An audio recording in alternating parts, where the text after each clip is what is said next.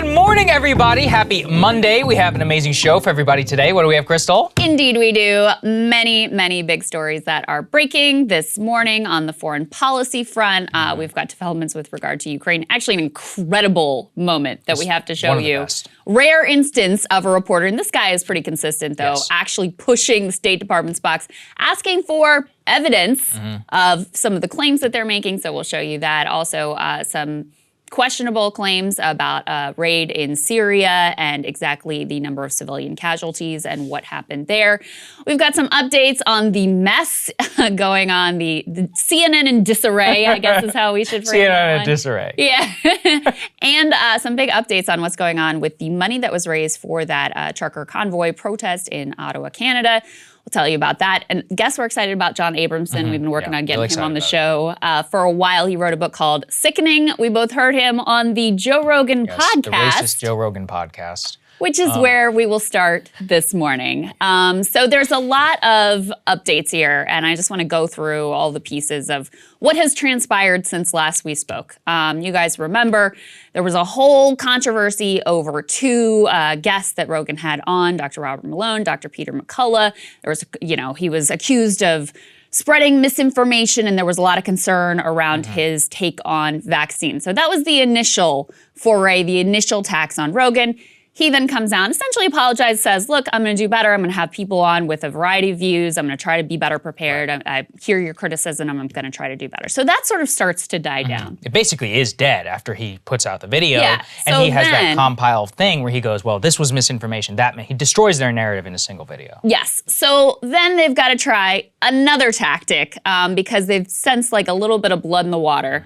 And a little bit of concern from Spotify, who, of course, had decided to put labels on any of his podcasts that have COVID information. So then this video compilation emerges of Rogan over years of his podcasts, and these all came from years in the past, saying the N-word. And it's just him saying the word. There's no context around it, so you have no idea what context in which he said it. Of course, we come to learn this is when he's quoting other comedians. Right. He's debating, when this person used it and what that meant. So this is definitely not him like using this as a slur at people. But you look at the video and it looks absolutely terrible, right? So then at the same time, let's go ahead and put this element on the screen. People start to notice that a bunch of his old episodes are getting pulled from Spotify. And if you look at this list, this is a handful of the ones that get pulled. Ultimately now, I think it's up to over like 110 different episodes that have been pulled. You can see some of the people are those you might expect, people like Alex Jones, and other ones you're like, wait, what? Like Kyle Kalinske, as one example. They also pulled down The Amazing Atheist, Duncan Trussell. I mean, just Michael Malice, across the board. Vaughn. Right, and so there's been this sort of narrative of, these must be the episodes where he said the N-word. Definitely not the case, because number one, he didn't say it nearly as many times as 130 episodes or whatever. And number two, I mean, Kyle remembers his episode with Rogan. There were no racial slurs involved, so this is happening. The next piece is that under pressure, Rogan comes out and makes a really fulsome apology for language that he's used in the past, jokes that he's told in the past that he himself finds to be offensive and racist. Let's take a listen to a little bit of Joe's apology. Hello, friends. I'm making this video to talk about the most regretful and shameful thing that I've ever had to talk about publicly. There's a video that's out that's a compilation of me saying the N-word. It's a video that's made of clips taken out of context of me of 12 years of conversations on my podcast, and it's all smushed together, and it looks fucking horrible, even to me. Now, I know that to most people, there's no context where a white person is ever allowed to say that word, never mind publicly on a podcast. And I agree with that now. I haven't said it in years, but for a long time, when I would bring that word up, like if it would come up in conversation, instead of saying the N-word, I would just say the word. I thought as long as it was in context, people would understand what I was doing. Like that. And so the very latest piece, and we can put this, jump forward to A5. We got a email from Spotify to their employees, giving sort of their view of what happened here. This is from the CEO, Daniel Ek. He says, and this is a long letter, I won't read it all, but I'll read a portion here. He says, there are no words I can say to adequately convey how deeply sorry I am for the way the Joe Rogan Experience controversy continues to impact each of you. Not only are some of Joe's comments incredibly hurtful, I want to make clear they do not represent the values of the company. I know this situation leaves many of you feeling drained, frustrated, and unheard. This is also significant, the second paragraph, so keep this up. I think it's important you're aware that we've had conversations with Joe and his team about some of the content in his show, including his history of using some racially insensitive language. Following these discussions and his own reflection, he chose to remove a number of episodes from Spotify. He also issued his own apology over the weekend. Go ahead and put A6 up on the screen now. This is another portion of this letter, kind of the conclusion. They go on to talk about, we really want to make sure that we're thinking about this, that I've had conversations. Some have been supportive, others have been incredibly hard. All of them made me think. One of the things I'm thinking about is what additional steps we can take to further balance creator expression with user safety. I've asked our teams to expand the number of outside experts we consult with on these efforts and look forward to sharing more details. And the long and short of it, kind of the headline from this letter that Daniel Ek sends to his employees there at Spotify is that do not believe that canceling Joe Rogan is the solution. So, Saagar, that kind of brings us up to date with more or less what has transpired. Let me just say a couple things, then I'll hand it to you for your reaction. First of all, the elephant in the room, of course, for us is that we're friends with Joe. We like Joe, and not only that, but Joe has been incredibly good to us. He helped us, when not only did he have us on his show twice, but when we were thinking of going independent. It's the first call. He was the person that said to us, do it, I'll have your back, I know you guys can make it. Like, we were very nervous about it, and he was extraordinarily encouraging. So there's no doubt that, we are not neutral or unbiased in this. However, I also want to say that I think if you look at our record of defending people that we like and people we really, really don't like, when it comes to free speech issues, I think you will see a very consistent pattern. You only have to look to last week when we were defending Whoopi Goldberg and Dan Bongino, I think, to see that, we've had a pretty consistent take on this issue. I'm glad you said that. And this is important too. Look, I'm trying to take my emotion out of this and look at this dispassionately, as if I had never met Joe Rogan, as if he never helped us out in the way that he did. I won't be perfect about it, but take that obviously with a grain of salt. Understand where I'm trying to come from. When I see this, I see Spotify trying to have the best of all worlds. They want Rogan without the warts, but they also want his 11 million listeners. I saw it described as from a podcast expert, like a media person, that Joe's episodes are akin to a Taylor Swift album per day on the platform. Wow. In terms of their economic value, just to get people to try and understand what that means in terms of user engagement, driving subscription, and all of that. The problem that I have with this statement is that he's like, look, canceling Joe is the wrong thing, but balancing listenership with user safety. Oh man, here, if you had thought labels were enough, then the experts. Anytime the experts start to get involved, I know that the anti-racist hucksters are marching on in. And even worse within this is he says that I'm going to be dedicating $100 million to historically marginalized communities and artists. What the hell does that mean? Once again, you are basically paying off, the opposition in order to keep quiet so that they'll come onto your platform and not say anything. And also, if you think that paying them off is going to work, I have news for you. Go and see how it's worked out at almost every other company. That's the big problem that I have with this statement. In terms of the actual events themselves, this is all hypocrisy. I'm sorry. Our president, and I put this out there, has said the N-word, while quoting it in public in the year 1985. Do I think that that's what makes him a racist? No. But when you strip context out of everything, that's what's going to happen. Dave Portnoy put out a statement. I'll be talking about some of that in my monologue.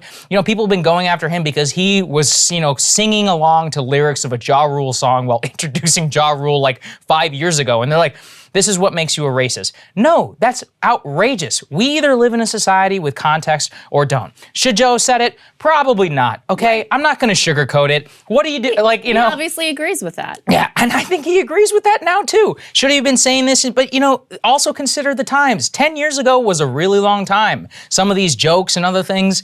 I remember also that our former president, Barack Obama, who Joe loves, made big headlines when he went on Mark Maron's podcast, 2016, and said, I don't want racial politics in this country to come down to whether you can say the N-word or not. He actually fully said the N-word on the podcast. Listen to Obama, okay? Obama is the one who actually came out and said this. I'll be the only guy to defend Joe and quote Obama at the same time. But I'm just trying to put this in a societal point of view. Howard Stern, I mean, so many people in public life, many of the people who were trying to cancel Joe themselves, some guy, Winslow, I'll be talking about him tomorrow, who got The Rock to denounce Joe Rogan, and I'll also be, you know, do a full thing on that. Well, he himself used the N-word many times in his books. My point is, let's not play this game. Okay? Let's not try and assume, you know, the character and the fulsomeness of someone's soul based upon a very maliciously cut clip from a very suspect group that I'll also be digging into. So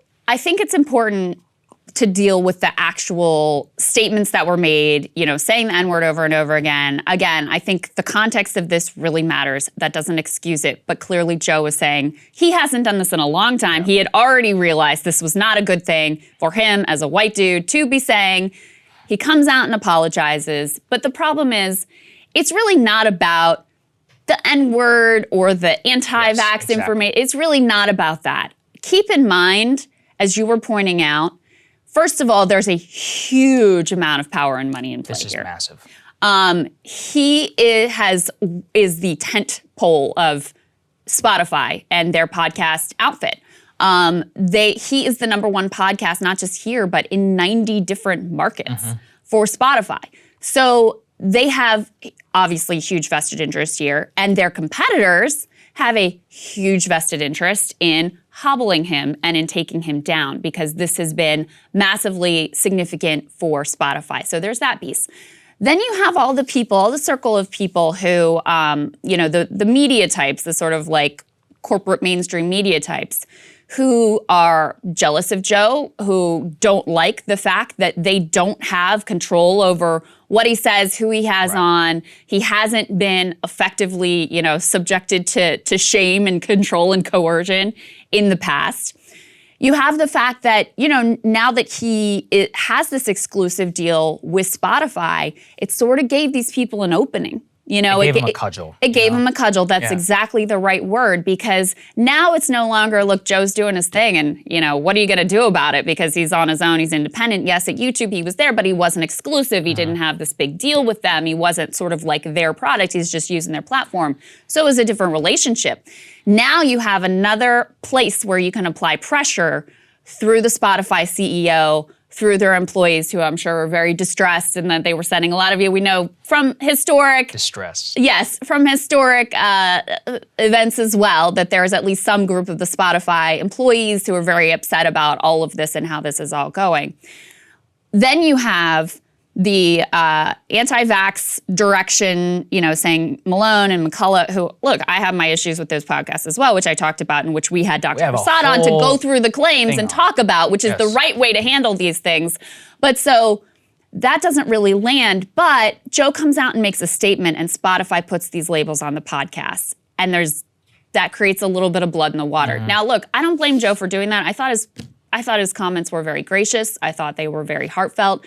And ultimately, when you're in these sorts of circumstances, like, you have to be true to yourself and respond to them in the way that is going to make you feel like you handled it in the best possible way. So I don't blame him for doing that, but I do think that put a little bit of blood in the water, and it sort of enabled this next very coordinated attack. Saagar's going to be breaking down in his monologue just how coordinated that is, but let's just say there's a Democratic super PAC involved to tell you how organic all of this outrage manufacture is. And then, just so you really know, this has nothing to do with like him saying the N-word or offensive language or whatever.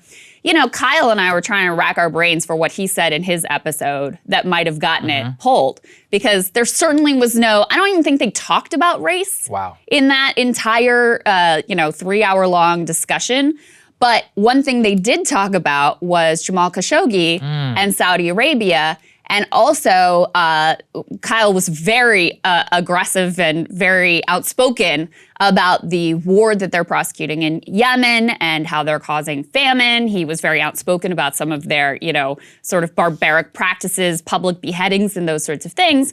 Well, lo and behold, Spotify just right now enabled podcasts in the Saudi market.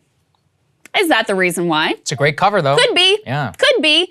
But it's certainly not about sort of offensive language, because there was nothing in that podcast that would fall in that category. There also, I think they talked about Epstein as well, which was another thing that were like, interesting, maybe. But there was also a moment in there that was kind of a little bit prophetic, where they talked about the problem with censoring all of these independent media outlets. And look, I know Joe has a big contract for Spotify, so he's technically corporate media. But the whole fight over this is about the fact that corporate media has not been able to control him, has not been able to rein him in, has not been able to dictate who he has on and what he says and what sort of topics he covers. So that's why I make the distinction. But take a listen. This is A for Control Room. Take a listen to some of what they had to say on that now banned podcast. Speaking of social media, have you seen all these purges recently? There's a new round of it that just happened. No, who got purged? They're almost all alternative media accounts. That's not good. It is a scary time, because you see that this can impact, really anybody who's not towing the line, if you will. The internet went through a phase of just totally free and open, wild, wild west type thing. And now it looks like they're trying to reel it back in. And it's that's viewed as the public square. It's supposed to be that these social media outlets, which are so gigantic and so powerful, that this is now the public square. So to be able to censor people in these forums should be considered unconstitutional. Yeah. Kind of ironic that that's the sort of conversation they were having on a podcast that you now cannot find anywhere. I gotta be honest, I'm kind of offended that we didn't get taken off neither of our episodes. I guess I wasn't hardcore enough. Edgy enough. If we're lucky enough to be back on, I'll bring the fire.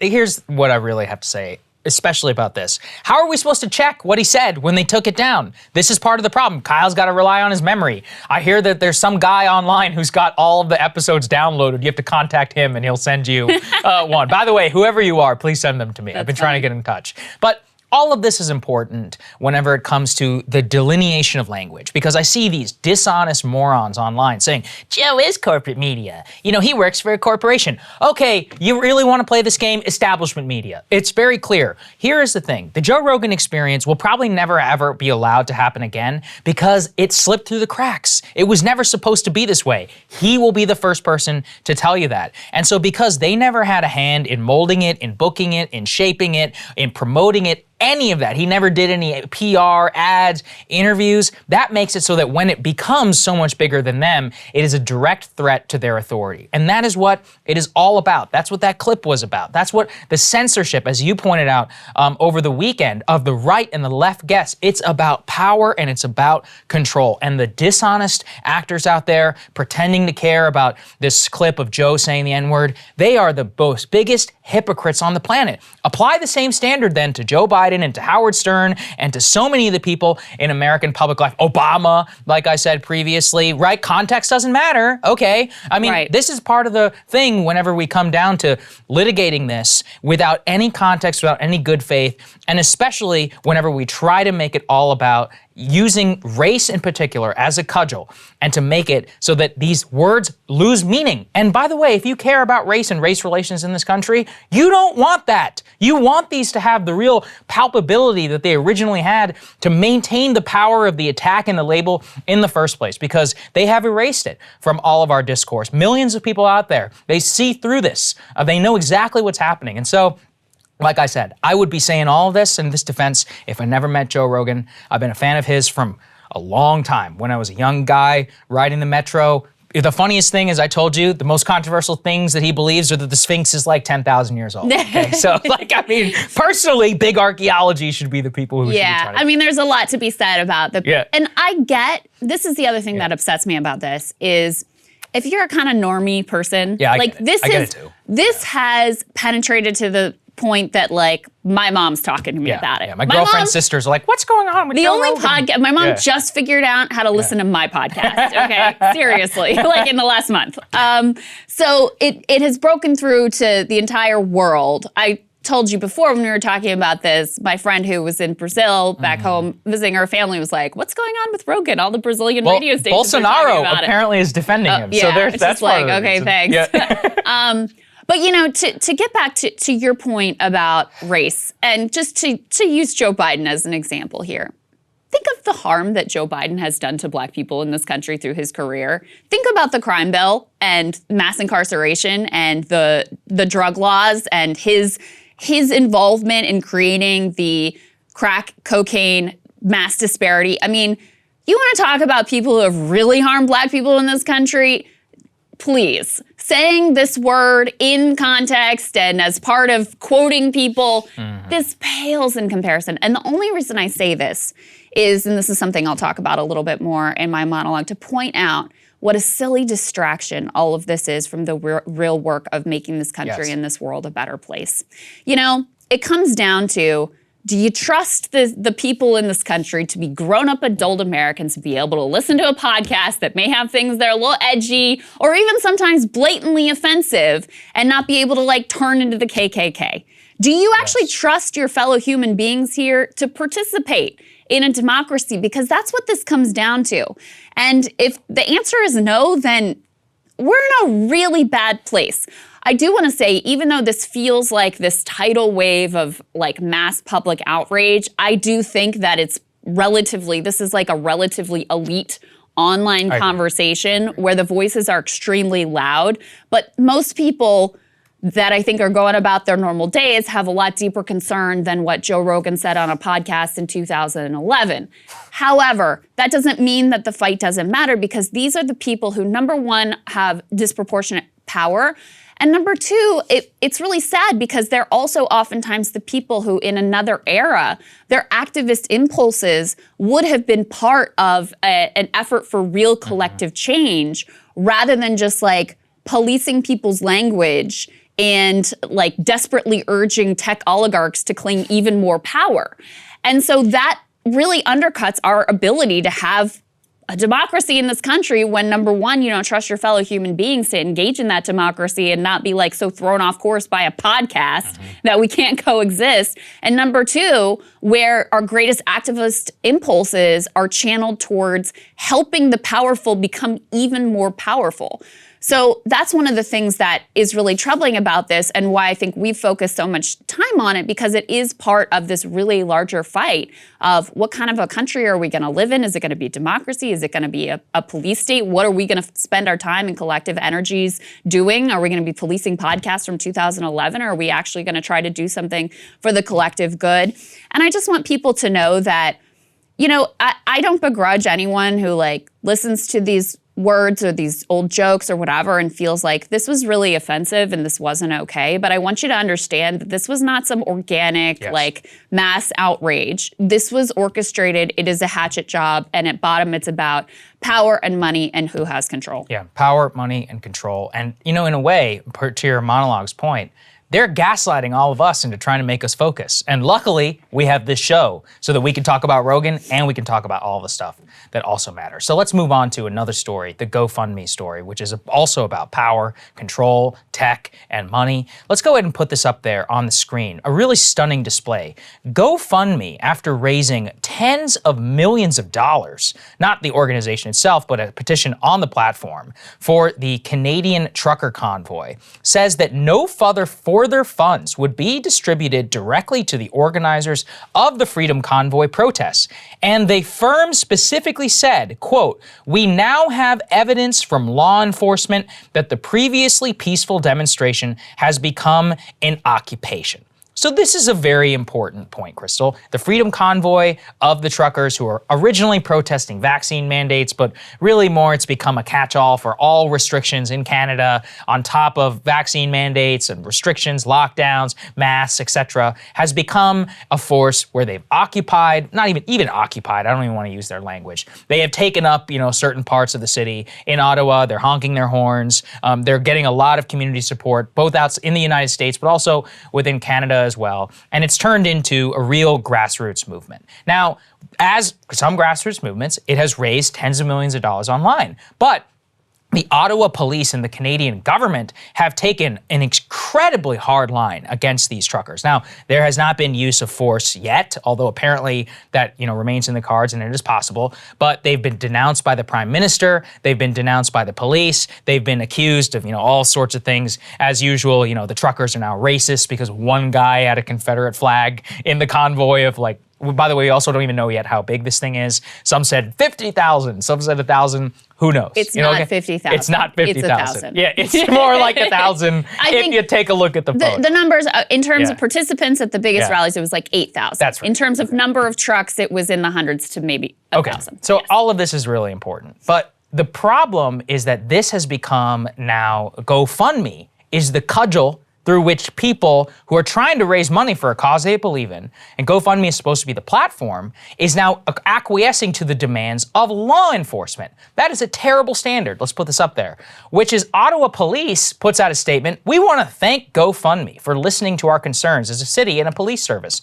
The decision to withhold funding for these unlawful demonstrations is an important step, and we call on all crowdfunding sites to follow." Now, what did we just talk about in our Rogan block, Krystal? Which is you can live in a free society or we can live in a police state. The definition of a police state is when the police get to decide what cause is worthy and what is not. Now look, Canada, it's not America. They don't have the Bill of Rights, ostensibly free, but a lot more like the Europeans. This is still, though, an American company which masquerades itself domestically as, oh, well, we don't take sides, even though they have in the past. This is the most absolute demonstration that they will listen to people in authority when it's a cause that they don't like, and that they will then use their platform in order to deny a key part of the online fundraising system towards people just because they disagree with their aims. And their justification here could have obviously been used against BLM. It obviously wasn't, right? Those people have raised tens of millions of dollars, and there's a lot of questions about where that money has gone. But the point is that they shouldn't have pulled it from BLM either. They shouldn't pull it from anybody. Anybody should be allowed to raise money here unless it's explicitly violating the whole doxing, the violence, the actual cardinal rules of the internet for when things should get taken down. Absent that, these truckers, they're protesting, okay? Protests, they get to raise money, especially on an American platform like GoFundMe, who's doing this at the behest of the Ottawa police. I spent a lot of time looking into this one because I think it's a type of story. First of all, we're not there, right? Yeah, and we right. don't. It's also not our country. It's not our country. We're not there. And so I really wanted to spend a lot of time doing research about what is really going on. How's the media portraying it? What are the participants themselves saying? I listened to a lot of audio of people who are involved in it themselves talking about what it's about and how they feel about it. And I think there's a few things that are important to say here. First of all, I don't doubt that if you live in Ottawa, this is a tremendous pain in the ass. Sure. Right? I feel total sympathy for you. They're honking their horns all night. It's extraordinarily loud. You're having trouble getting around your city and just living your normal life. I get it. And by the way, I think we can relate to it, having been living here a couple summers ago during the George Floyd protests and during the inauguration. And during the inauguration after January 6th. I mean, it just was one thing after another but there were times when, this city was under a military lockdown. Helicopters circling overhead, every street barricaded with massive military vehicles and Humvees and armed, openly armed soldiers. So I definitely get the frustration of having your normal life disrupted. However, there have been only 3 arrests from this protest. They were for relatively minor infractions, is my understanding, things like property destruction. And I do think that there has been an effort because the cause is broadly unpopular in Canadian society, but I think there has been an effort to use the actions and the language of a few to broadly tar the whole movement. The one Confederate flag is a good example. The one dude who said this is going to be our January 6th is another good example. And from listening to the comments of the people who were involved themselves, which were broadcast by CBC, which has not been very charitable to them, they have been trying to really police their own people. So there were instances of people using Nazi iconography, swastikas, yellow stars, and the like. Now they say, we're saying that they're the Nazis, not that we're in support of Nazis. I have no idea. I do know that that sort of imagery and symbology can be very offensive and it's not helpful to their cause whatsoever. They seem to know that as well and are trying to crack down on that sort of direction. So I don't want to sanitize and say these are like all just salt of the earth people. There's no extremist elements or anything like that. But the important thing is that the root of their protest is a legitimate line of debate, which is about whether you agree with them or not. Should we have these vaccine requirements? Should we have these lockdowns? Should we have these mask mandates? We disagree with this and we want to make our voices heard. And frankly, I think that their approach to it has been very creative and has been very effective, certainly in getting people's attention and inspiring people in Canada. But also, obviously, this has been a big story here as well. The reason it's relevant to us is because of the Gofundme piece. Because this is an American company that is incredibly significant in terms of a fundraising platform. And for them to be able to have the say over who's able to actually raise funds for their cause and who's not, that's where things start to get very uncomfortable. Because again, you're handing over control of society to a few tech oligarchs, letting them say who can have a podcast, who can be on YouTube, who can raise money, funds, who can host on the cloud, who can exist on the App Store. You really are closing off avenues and making it so that there are these incredibly powerful gatekeepers. And once again, if you think this is just going to stay with the right, go ask all the leftists who have been canceled and who have been deplatformed and who've had their podcasts taken down about how that ultimately all works out. I honestly think it's worse than the tech piece because they didn't take responsibility. They gave it to the cops. They were like, no, the cops say it's bad. And you're like, well, okay, so that's the standard? I mean, let's take the logical extrapolation of that in terms of tech people listening then to the law enforcement agencies. You think the FBI doesn't have an interest in taking down this podcast after all the January 6th coverage that we've made here, or the Capitol Police talking about their spying abilities, or the Department of Homeland Security? Luckily, we have the First Amendment. We can say whatever we want, but we don't have a right to be on YouTube. We don't have a right to be on Spotify or whatever. Any of those people could then go ahead and partner with the platform on the cops if they made the request. I'll take it one step further up the tech stack, if you will.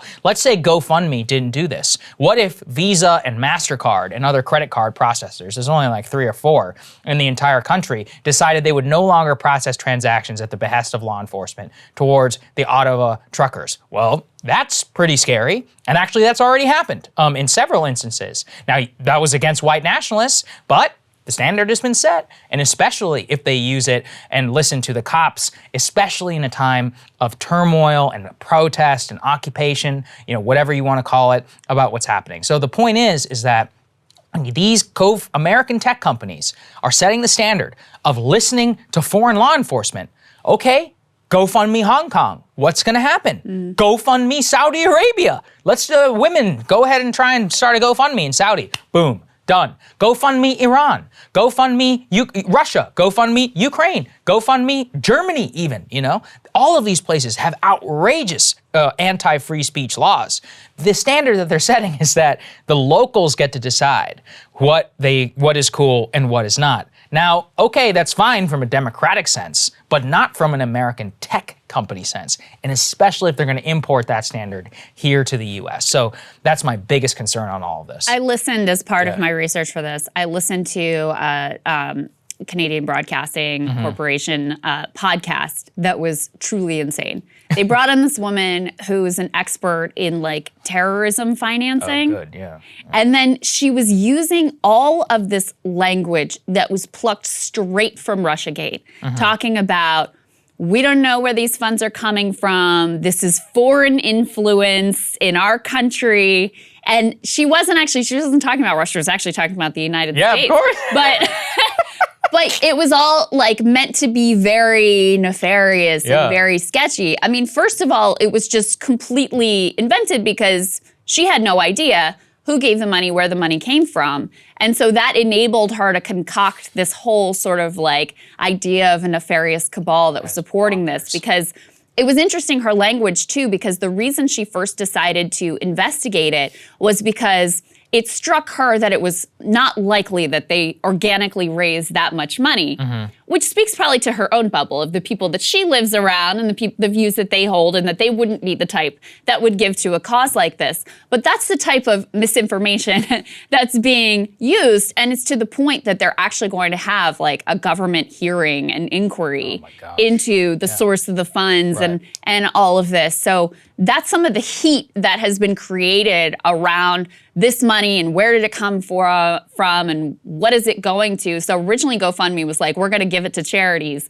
Now they are refunding it to the people involved. But, you know, those people who gave that money, they want to support this cause, and they have every right to, whether you like the cause or not. I personally have issues with, you know, the stances they're taking. I have no doubt that there are like, you know, a widespread anti-vax sentiments within the group, but who cares? It's about believing in democracy, even when it's uncomfortable, even when it's messy, believing that people have a right to raise their voice in protest, and that in that give and take, you're going to come to some sort of consensus about what your society is going to look like. And, you know, it's just a sad state of affairs that you have so many people who, again, in another time would be very energized. They would have activist impulses dedicated to, hey, how do we forge a better collective good? How do we stand up against the man? And now what are they spending their energy doing? Like begging tech oligarchs the man to have more, to take more control over society. Yeah, I think that's well said.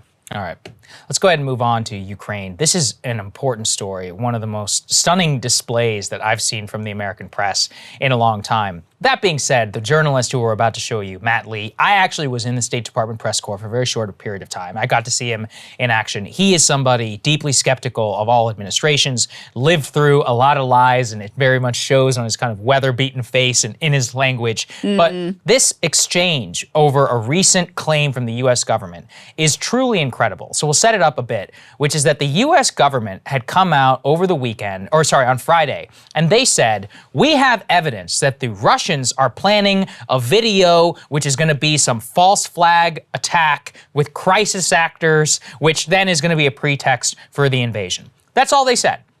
And a lot of us said, okay, show us the evidence. Right. What's the evidence? And their claim is that simply uttering that claim that the Russians are doing this is evidence, that declassification of being able to say it is enough for all of us. And it was crystallized in this moment with Matt Lee pressing him and saying, show me the actual evidence. And watch this former CIA ghoul squirm under real questioning from the press, offering up nothing and showing us that, yeah, they don't have a whole lot to back up what they're saying. Let's take a listen. Thanks. Okay, well, that's quite a mouthful there. So you said actions such as these suggest otherwise. Suggest meaning they suggest they're not interested in talks and they're going to go ahead with some kind of what action are you talking about? One, the actions I've just pointed to. The fact that Russia continues to engage in disinformation campaigns. You made an allegation that they might do that. Have they actually done it? What we know, Matt, is what I have just said, that they have engaged in this activity, in this planning activity. But let me because obviously this is not the first time we've made these reports public. You'll remember that just a few weeks ago. I'm sorry, made what report public? If you'll let me finish, I will tell you what report we made public. We told you a few weeks ago that we have information indicating Russia also has already prepositioned a group of operatives to conduct a false flag operation in eastern Ukraine. So that, Matt, to your question, is an action that Russia has already taken. It's an action that you say that they have taken, but you have shown no evidence to confirm that.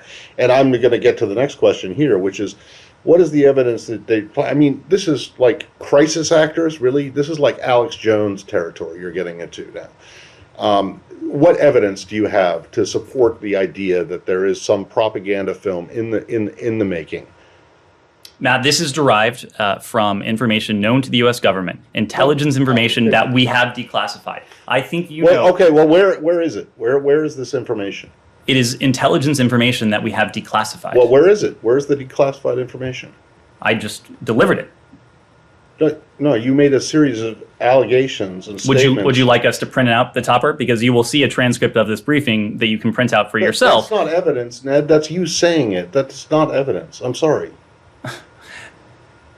What would you like, Matt? I would like to see some proof that you can show that Matt, you have been that shows that the Russians are doing this. Ned, I've been doing this for a long time. I know, that was my point. You have been doing this for quite a while. You know that when we declassify intelligence information, and I we do so in a means. We do so with an eye to protecting sources and methods. Is not going to fall.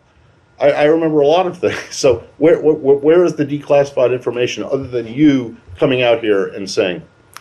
Matt, I'm sorry you don't like the format, but we have declassified. It's not the format; it's the content. I'm sorry you don't like the content. I'm sorry you are doubting the information that is in the possession of the U.S. government. No, what I'm telling you is that this is information that's available to us. We are making it available to you in order for a couple reasons. One is to attempt to deter the Russians from going ahead with this activity. Two, in the event we're not able to do that, in the event the Russians do go ahead with this, to make it clear as day, to lay bare the fact that this has always been an attempt on the part of the Russian Federation to fabricate a pretext.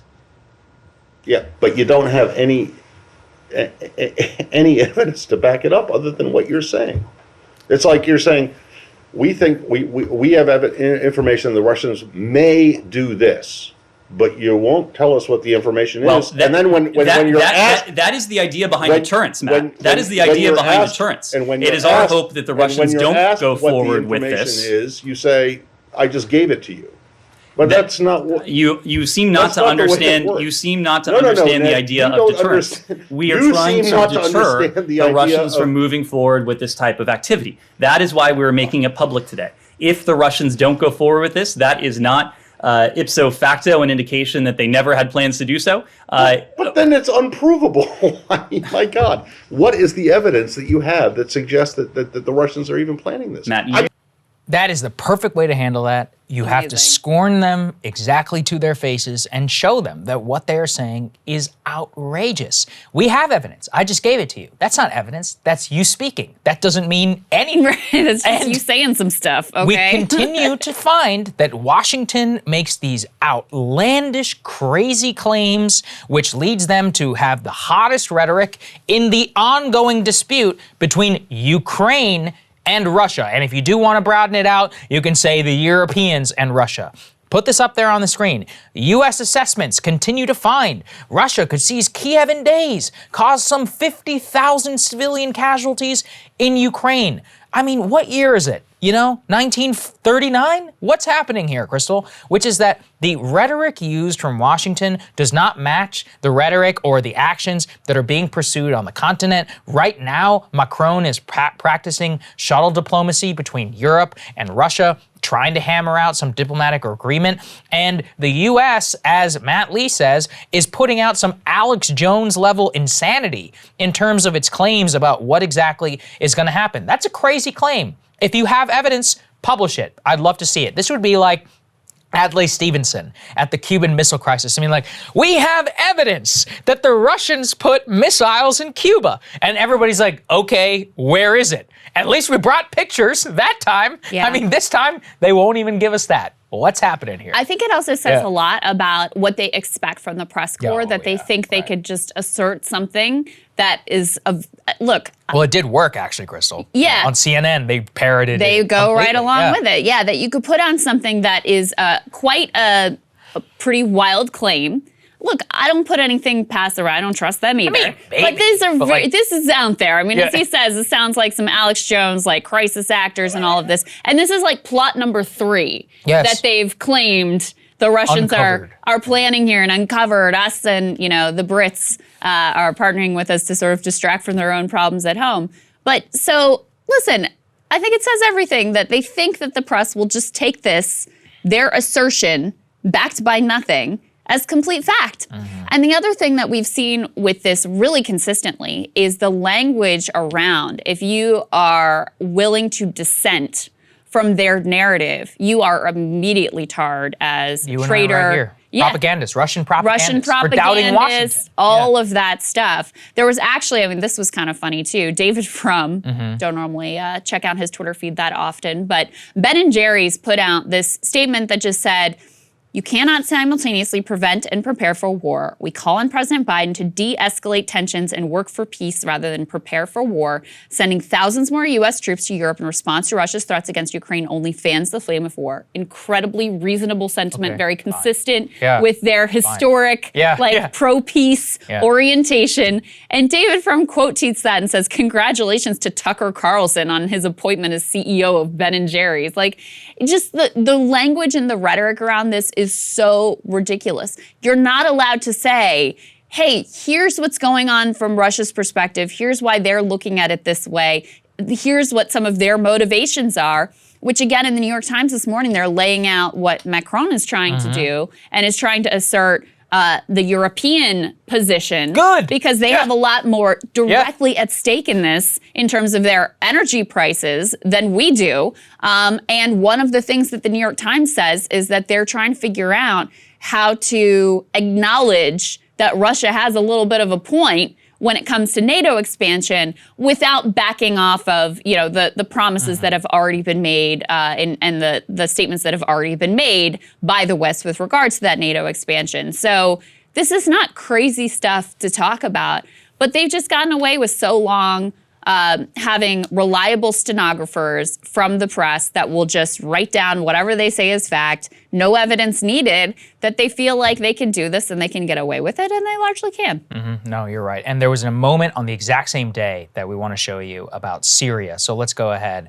and move on to that. What happened, Krystal? Yeah, so you guys probably saw this news that there was a big raid in Syria that took out an ISIS leader. I'm going to totally butcher his name. I'm sorry, but his name is Abu Ibrahim al-Hashimi al-Qurashi. Quraishi. That's Quraishi. Yeah. Okay. Yeah. Was killed Wednesday. I'm reading from CNN right now. During a U.S. counterterrorism raid in northwest Syria. Biden announced that on Thursday morning. Biggest U.S. raid in that country since the 2019 operation that killed the last ISIS leader, Abu Bakr al-Baghdadi. So what the U.S. says, what they claim, without evidence at this point, is that he blew himself up as U.S. forces approached his compound, and that self-immolation or suicide bombing resulted in multiple civilian casualties.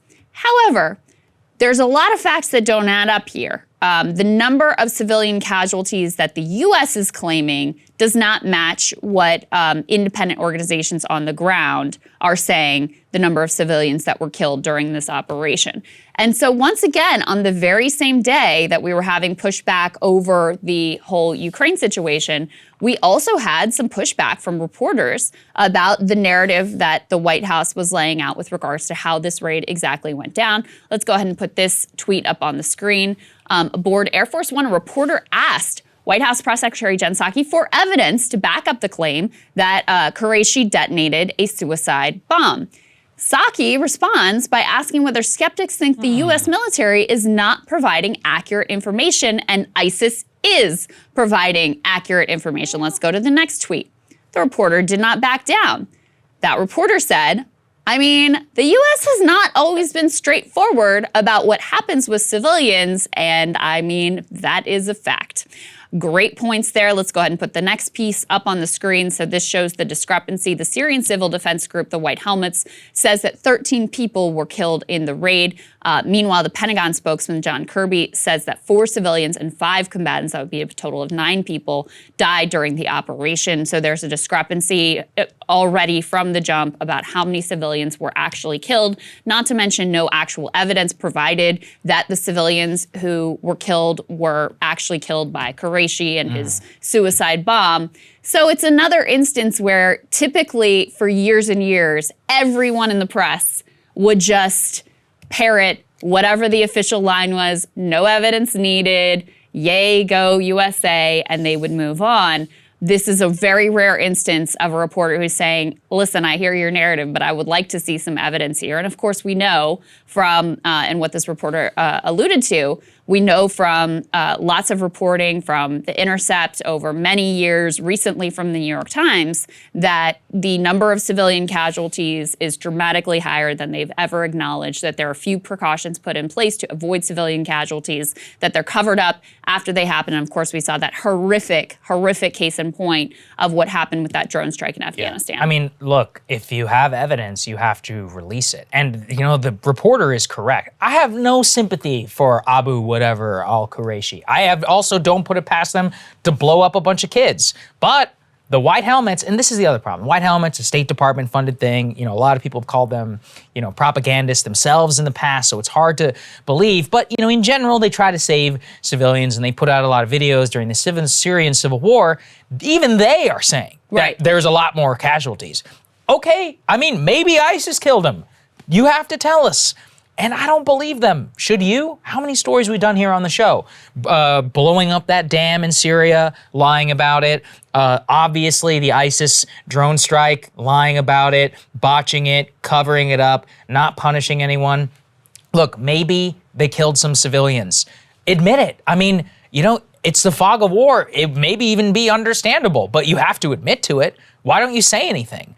And what was the planning behind this operation? That was the other problem, is that Biden was trying to turn this into some Osama bin Laden moment.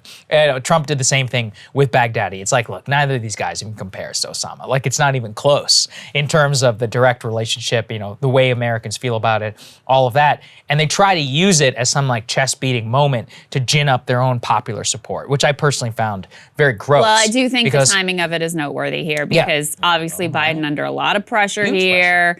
Things not going that well with Ukraine, things not going well with COVID, things not going well with the economy. And so, yeah, this was a nice way to try to put a feather in his cap of we got the bad guys. Meanwhile, you also killed a bunch of kids. Do you remember the 2012 Joe Biden speech at the Democratic Convention? Bin Laden is dead and GM is alive. He said it over and over again. This was a huge political benefit to Obama at the time when he was running for re-election. It's kind of hard to remember, but that was Biden's whole thing. He was like, we killed Osama. He said it over and over and over again in his speech. You know, you should go and watch it, if not just to see how different he was at the time. The reason why all this matters is that it's fuzzy and we shouldn't trust these people whenever they make claims. I do want to say though, and this just bothers me, it took the war in Afghanistan and like the collapse of Kabul before everyone's eyes and the military's lives over the last 20 years for these people to wake up and be like, okay, hold on a second. Maybe we should ask more questions here. Yeah, we should ask more questions. Okay, like, you know, I shouldn't cry tears that it's coming now, but it's like, hey, you know, we could have saved a lot of people if this had happened in the past. I will say this, it shows you how weak they ultimately are. Nobody believes them anymore, and you shouldn't. They lied to our faces over and over and over again. Also, what are all these troops doing in Syria in the first place? I don't remember having a conversation around that one because, you know, they didn't just come in from Iraq or wherever.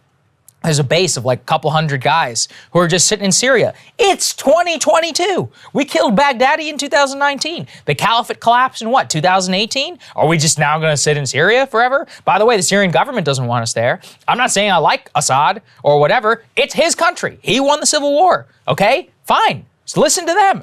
This is the thing I don't really seem to understand. Congress is supposed to authorize these types of occupations and invasion of a foreign nation. I mean, you know, we should have a conversation around that. And then they just do these little operations here and there, and they hope that we don't hear about it. And when we do hear about it, everybody's supposed to chest beat. But every once in a while, a little bit of information, thanks to the internet, starts to squeak out. And, you know, we learn about Niger. You're like, hey, what happened in Niger? What was all that going on there? How did these four guys end up in the middle of the desert and one of them gets shot with no air support on some crackpot mission? Also, why are troops in Niger in the first? Somalia, Yemen, the very first week of Trump's presidency, Navy SEAL gets shot in the chest in Yemen on some crazy kill capture mission against Al-Qaeda where also a bunch of kids were killed. No questions. I mean, these are all This has been happening for a long time. I would just put it in that context. Yeah. These reporters, they've let a lot of this slide. Oh, And I was there. Well, at the time. and let's not oversell it. This is one person. Yeah, right. Who's like, hey, I want to see the evidence.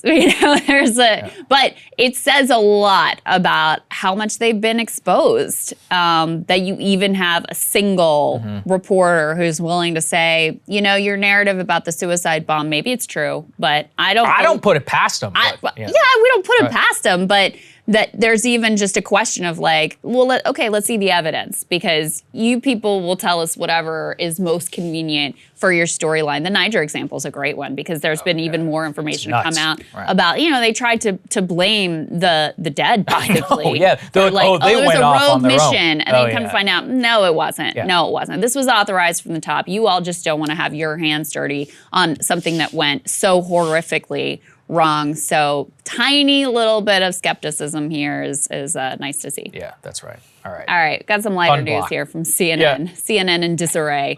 Let's put this first piece up on the screen. So of course we've been tracking Andrew Cuomo, Chris Cuomo gets fired, Jeff Zucker gets taken out as part of that because apparently he was having a long-time affair, which apparently everybody knew about and was totally consensual.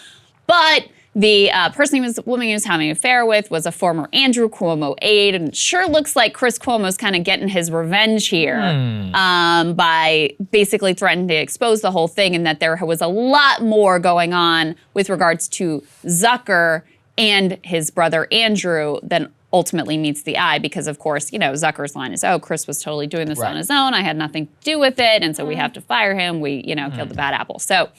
So now we're getting some details of how much money is at stake here, and how much money Chris Cuomo may be able to extract from CNN with some of the apparently successful tactics he's been using. Daily Mail said in that tear sheet, fired CNN anchor Chris Cuomo was hoping to secure an $18 million lump sum payout following his departure last year. I think that was the entirety of the rest of his contract. But he's been told to set his sights lower, with him unlikely to receive anything more than around just a mere $9 million. Just a mere Saagar that he's looking like. Well, he's got a house in the Hamptons. Likely to get out of this. That's right. I mean, it's not cheap there, living that life. They're apparently, AT&T, CNN's parent company, said to be in negotiations to reach a deal that would see the fired anchor receive half of the $18 million he had been vying for. So looks like CNN, AT&T are poised to offer Chris Cuomo a little bit of hush money to keep some of the uglier, dirtier details of how this all went down under wraps. So that's one piece. The other piece, the next piece that we can put up on the screen here is the staffers, the anchors at CNN are not happy, because they see how they're freaking out. This went down, and they are totally freaked out about what this is going to mean for them and their next and their jobs going forward. Jake Tapper kind of led the charge here. This was in a meeting with the Warner Media CEO, Jason Kilar. Tapper says, I'll just read you this relatively long quote, but you can see the direction of where they go. If you could address the perception, because we're all going to be asked about this, the perception that Chris Cuomo gets fired by CNN. Chris Cuomo hires a higher-powered lawyer who has a scorched earth policy, who then makes it very clear to the world that unless Jeff gives Cuomo his money, they're going to blow the place up. Stuff starts getting leaked to gossip websites about Jeff and Allison. Then weeks later, Jeff comes forward, discloses this, and resigns, not willingly. An outside observer might say, well, looks like Chris Cuomo succeeded. He threatened Jeff, said we don't negotiate with terrorists, and Chris blew the place up. How do we get past that perception that this is the bad guy winning? Now, I would strenuously object to the idea that Jeff Zucker is the good guy and Chris Cuomo is the bad guy, when in reality what was about to happen is it was going to be exposed that Jeff Zucker also was the bad guy in this situation. What I love about all these guys, Tapper and Jim Acosta and the rest of them, they are freaking out because Zucker protected them at all costs to the higher up executives. People need to know this. AT&T did not like CNN. That's why they're selling it basically to Discovery as part of some big major deal. Down in Dallas, they had been wanting to cap CNN and cut costs for a long time. Zucker was the person who pushed back against all of that. And part of the reason that it was sold and given to Discovery in the first place is because Discovery also wanted to take things in a different direction, but was perhaps willing to spend more more cash. Now, Acosta, Tapper, and the rest of the clowns, their worst behavior was not only protected but encouraged by Zucker. That's why they love Zucker. In fact, it has come out that Jake Tapper held a Shiva of like solemnness on Friday night when they all found out the news for all the mourning CNN staffers. That's how much they love this guy, okay? And the reason why is because he was at his core the developer and the protector of the clownish behavior over the last 5 years. I can't underscore this enough. It was his idea. He believed not only it was good for business, but he believed that it was the best possible thing that you could do for the country. Kind of found himself as this anti-Trump person, even though he himself was the guy who created Trump over on The Apprentice. And what I find especially hilarious is that the CNN talent are telling on themselves because they're protecting Zucker. They have no ethical qualms here with the fact that the boss was banging one of his subordinates and that at that time, him and that subordinate were coordinating with Andrew Cuomo, her former boss, both talking points that has now come out and in terms of encouraging him to go on Chris Cuomo's show for higher ratings in the first place. They have no problem with that. Not only no problem, they are outwardly talking about how Zucker is the best person in media. Now look, you say what you will about Fox and all that. I didn't see a lot of people being, after Roger Ailes was canned, saying, oh, but Roger, he was the best boss. It's like, no. Everyone's like, okay, Roger. Yeah, well, Roger was an asshole. Yeah, it's like he was not a nice, okay, sure, but arguably more successful than Zucker. And more what I say when I point to that is that they're saying the quiet part out loud, which is that they value his loyalty to them in defense of their shenanigans and idiocy more than actual journalistic integrity. And I think that is pathetic and disgusting for me. I mean, Zucker created a real full-service economy there at CNN because he was definitely a part of elevating Trump. I mean, first of all, The Apprentice, but during Trump's campaign, they were infamous for how much they were showing his rallies. They'd show his empty podium rather than Hillary Clinton's speech, right? Probably is more entertaining. I'm sure it was more, right? I mean, and so they're a business. They care about the ratings. They care about the money. And Jeff was leading the charge on all of that. Right. And then once Trump gets into office, they decide to completely orient themselves in opposition to Trump. And people like Jim Acosta become big stars as, It's got its own show now. Nobody watches it. But. And so it's great for Trump because he's got this great villain that he can point to and he can, fake news and all that stuff. It's great for them. They get book contracts. They get great ratings. They get to, be the opposition in the Trump show. So none of this was about let's do what's right for the country. It was great for their business. And now that business model is dead, at least for the moment, they've also been really, really, really struggling.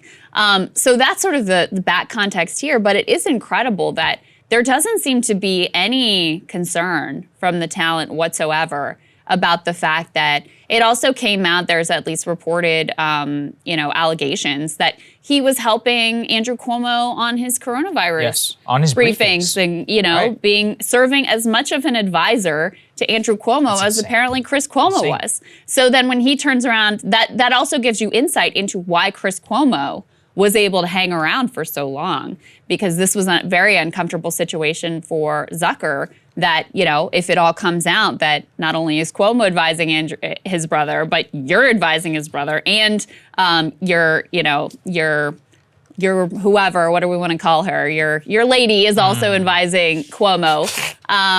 This is not going to look good for you. We have to play some of this. Brian Stelter has been a very consistent lackey for the higher-ups at CNN. That's how someone who's so profoundly untalented can end up with a big job at a network, is you're good at playing the inside game, which clearly he was. During the whole Chris Cuomo fallout, remember he famously was like, this is such a strange, who could ever anticipate this situation? How could you figure out what to do? When it's very obvious it's conflict of interest and that, the way they'd handled it was totally unacceptable. So here's the sort of absurdly fawning language that Stelter has been using to talk about Jeff Zucker. Is why? Why'd this happen? This is the ugliest shakeup at CNN since the days Ted Turner was still walking the halls. Zucker was in charge one minute and he was gone the next, so why? Even employees who didn't like him are mad, because this made CNN look bad.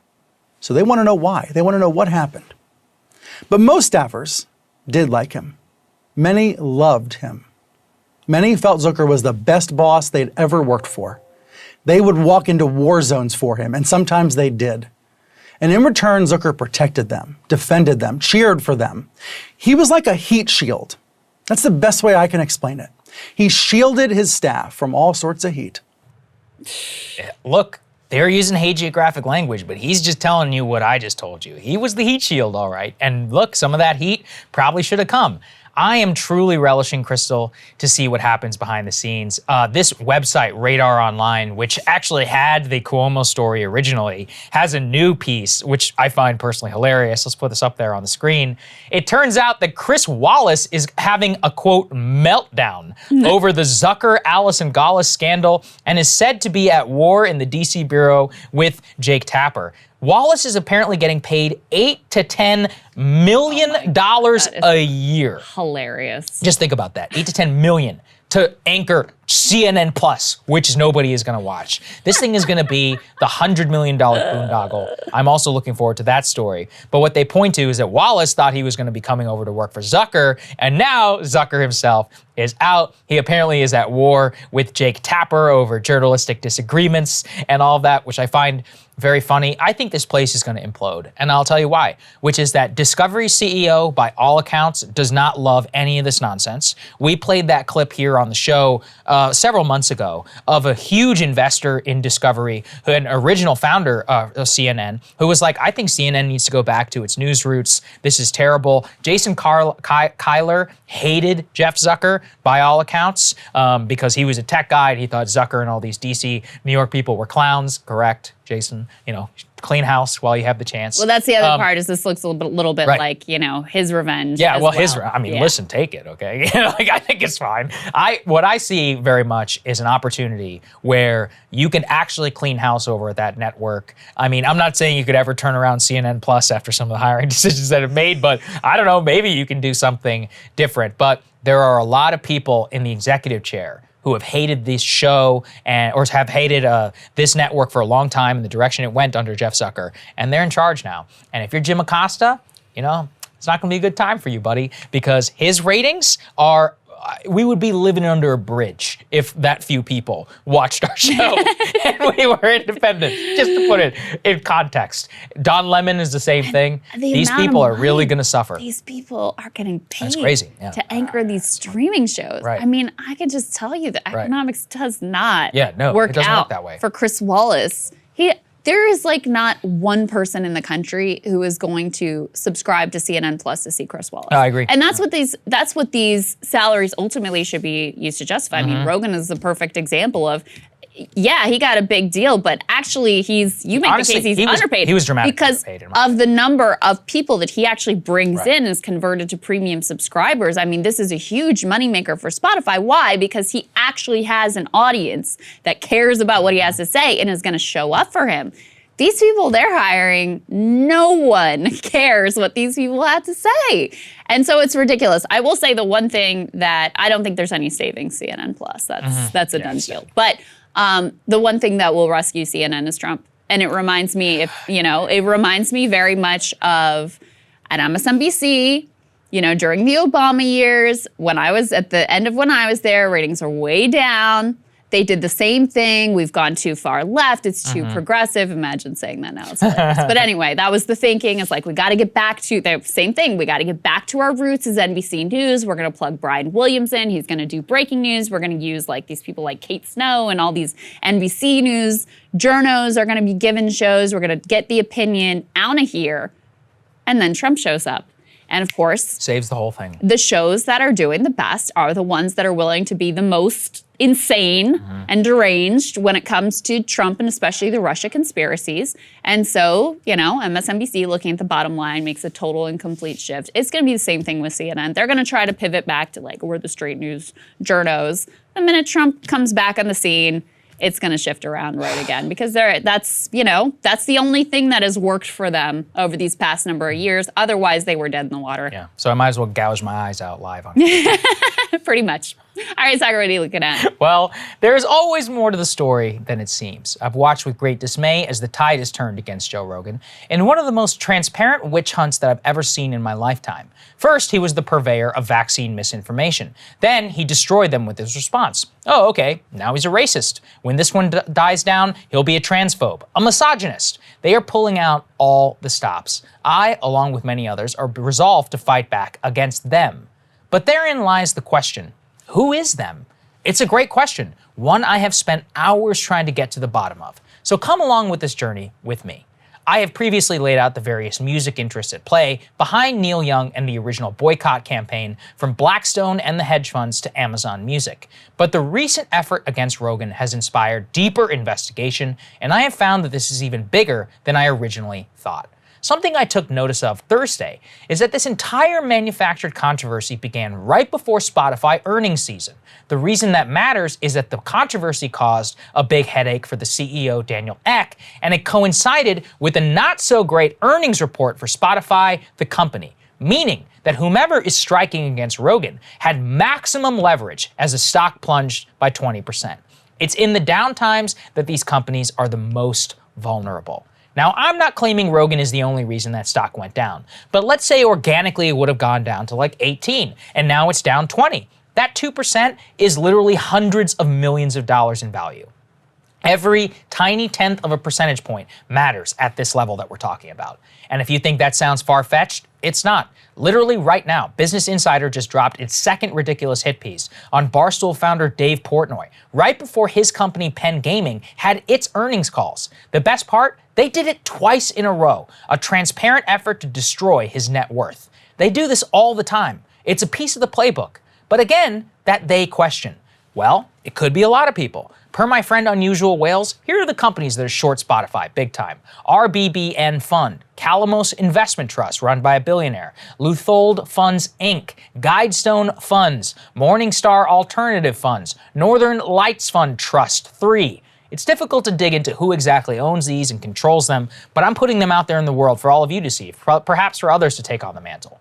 The other question to always look into is the Latin phrase cui bono. Who benefits? On this one, we all know the answer. No single person has benefited more from this fracas than Amazon founder Jeff Bezos. As I previously reported, Neil Young, of course, is immediately starting giving people a 4-month free deal on Amazon Music after leaving Spotify. And the company put both Young and Mitchell right smack dab on its homepage, using the controversy to try to get signups and generate even more revenue. But the craziest thing I saw was this true hit job was a helpful guide from the Washington Post, who wrote an entire article titled How to Quit Spotify Without Losing Your Music. Just a helpful lifestyle tidbit, of course, except who owns the Washington Post? Oh, that's right, Jeff Bezos. Article just so happens to include handy little instructions about how to port all your music off of the platform if you just so happen to turn over to Amazon Music. Now, one of the reasons I knew bigger forces were at play is because this is an old school Washington play.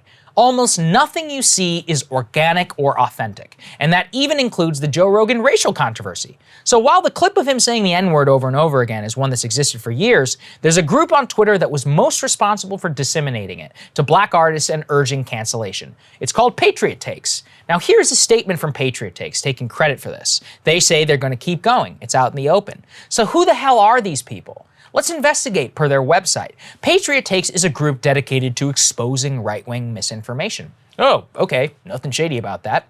Who funds them? They are partnered with an organization called Midas Touch. Now, Midas Touch describes itself as a, quote, producing the best pro-democracy political videos and content and include a political action committee. That's interesting, a super PAC. So this is a world I know a lot about.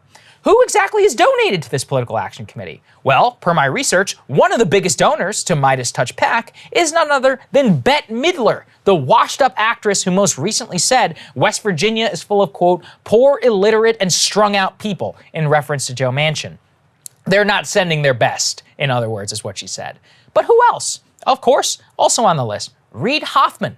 Hoffman is probably the single largest donor in Democratic politics today, next to George Soros. He has donated some $400 million to these types of groups and all sorts of shady efforts, including funding a literal fake news publication in Alabama to try and swing the Senate election down there. So here we have a shady Democratic media group who is finding these clips, funded by Silicon Valley billionaire and a Hollywood actress, as well as a lot of other types. Now, as for the operation itself, let's look deeper. Midas Touch Group is run by three brothers, one of whom was once a social media manager for Ellen DeGeneres. Now, the group was a resistance media operation which generated cringe clicks during the 2020 election.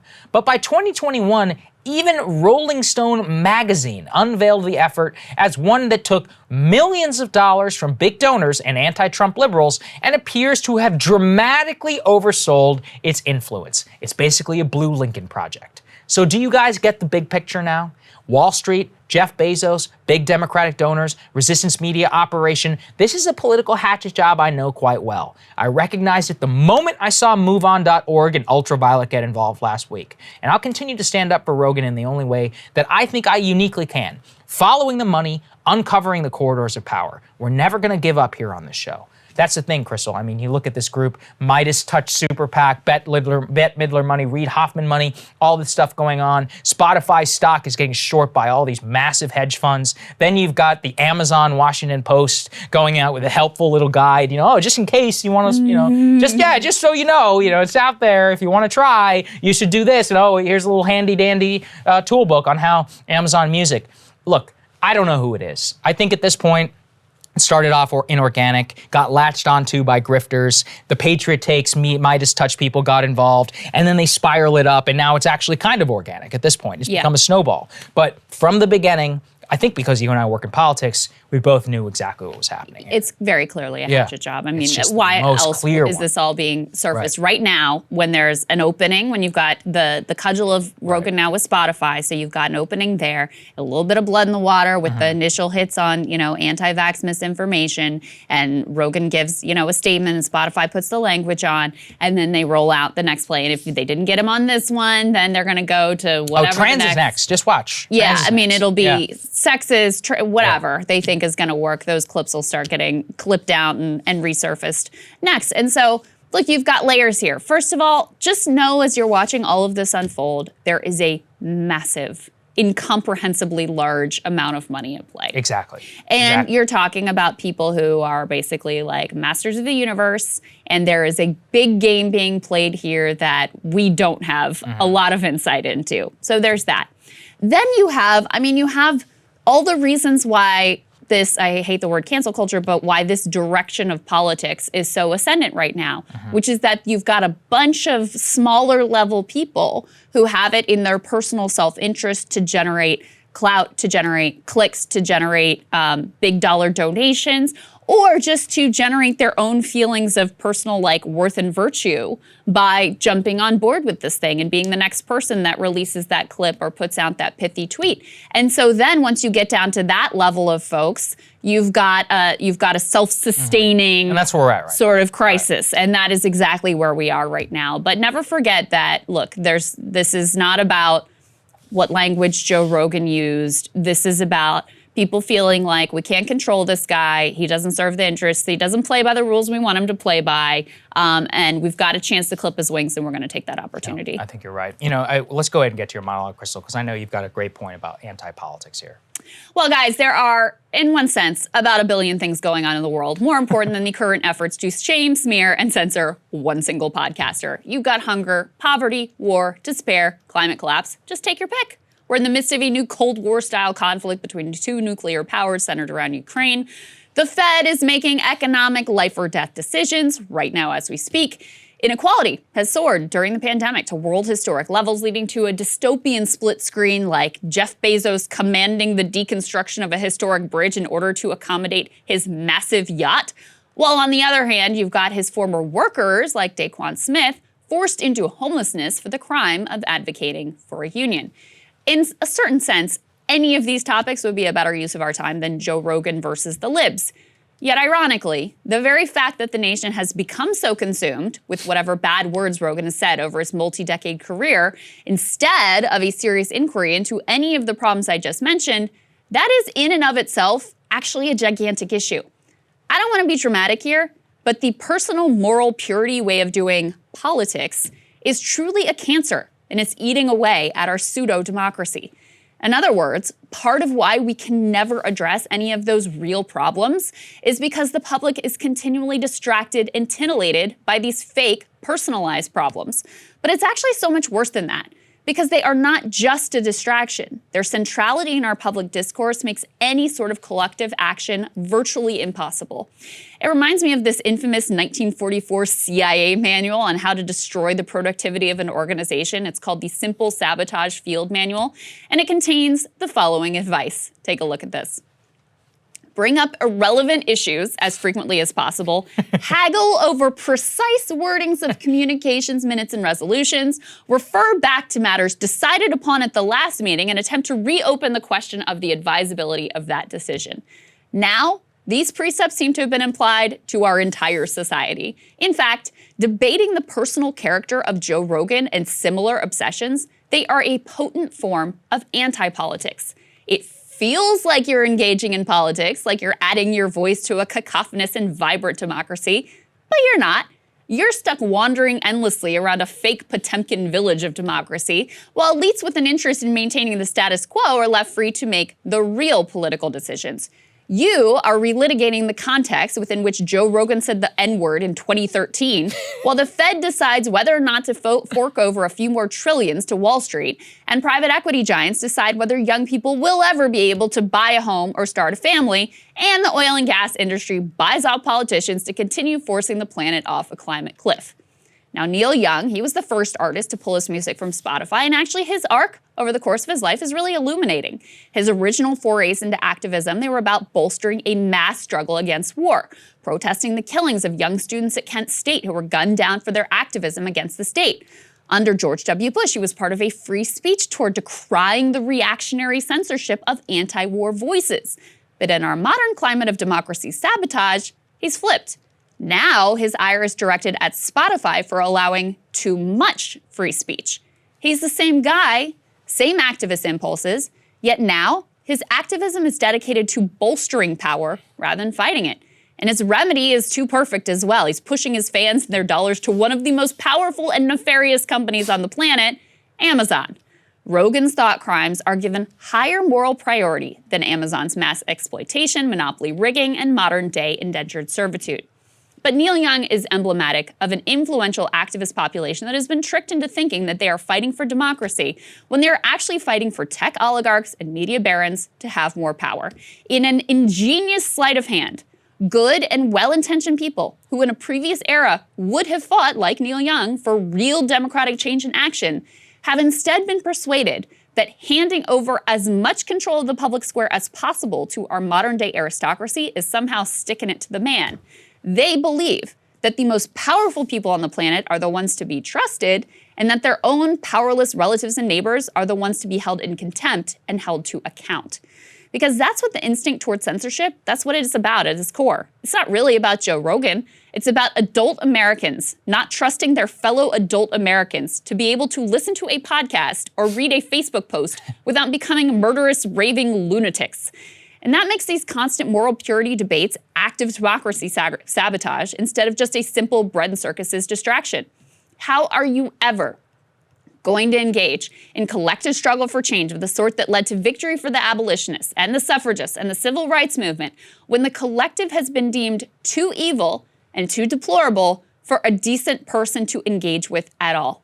Why would you even want to institute universal programs when they would benefit these evil and nasty people who can't even be trusted to listen to a podcast without basically becoming the KKK?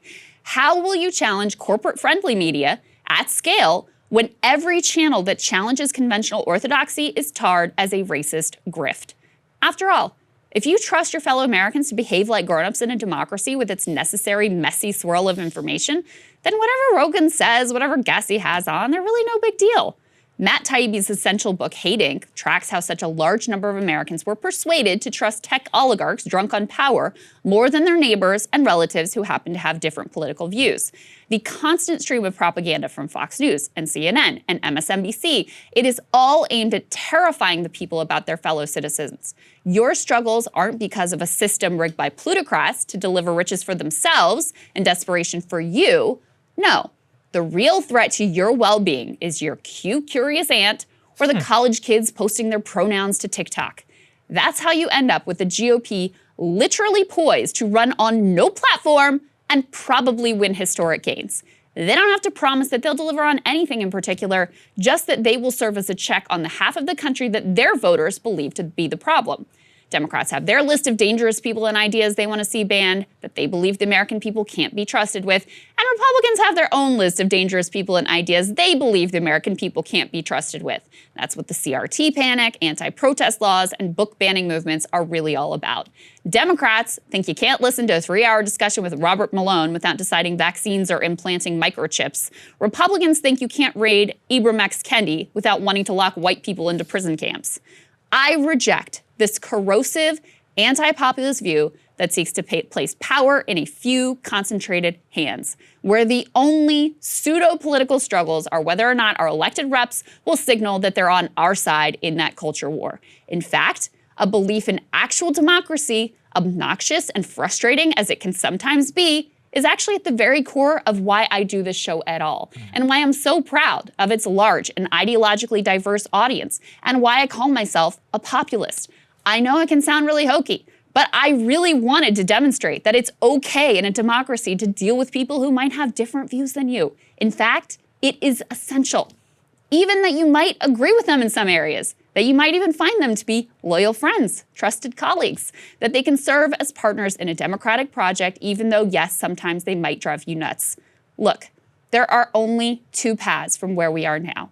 One is towards an authoritarian police state, and the other is towards a real democracy.